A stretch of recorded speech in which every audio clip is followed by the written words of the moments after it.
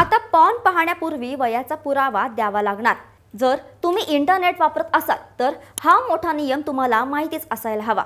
या नवीन कडक कायद्याबद्दलची संपूर्ण माहिती तुम्हाला सांगतेच, पण त्याआधी अशाच अपडेटसाठी थोडक्यातला फॉलो नक्की करा। लहान मुलांना आणि तरुणांना इंटरनेटवरील अश्लील तसेच घातक मजकुरापासून वाचवण्यासाठी ऑस्ट्रेलिया सरकारने कंबर कसली आहे। तिथे आता नवे आणि अत्यंत कडक कायदे लागू करण्यात आले आहेत। या नवीन नियमांनुसार कोणत्याही युजरला porn sites, R rated video, games किंवा AI चॅटबॉटवरील अडल्ट मजकुरापर्यंत पोहोचण्यापूर्वी तो 18 वर्षांपेक्षा जास्त वयाचा आहे हे सिद्ध करावं लागणार आहे।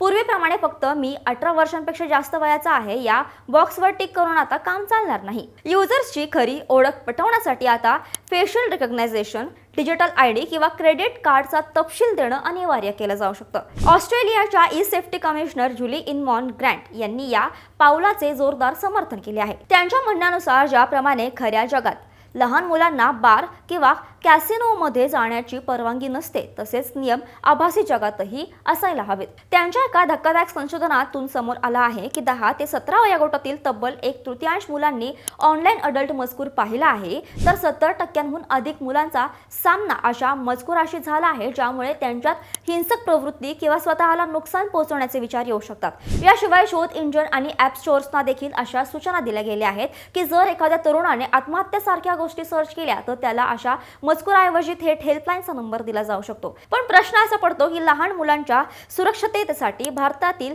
इंटरनेटवरही अशी कडक वयोमर्यादा आणि तपासणी लागू व्हायला हवी का? या कायद्यामुळे लोकांच्या प्रायव्हसीवर गदा येईल का? तुमचं मत खाली कमेंटमध्ये नक्की सांगा आणि ही अत्यंत महत्त्वाची माहिती तुमच्या सर्व ग्रुप्सवर आता शेअर करा आणि अशाच महत्त्वाच्या घडामोडींसाठी थोडक्यातला फॉलो आणि सबस्क्राईब करायला विसरू नका। बातमी म्हणजे थोडक्यात।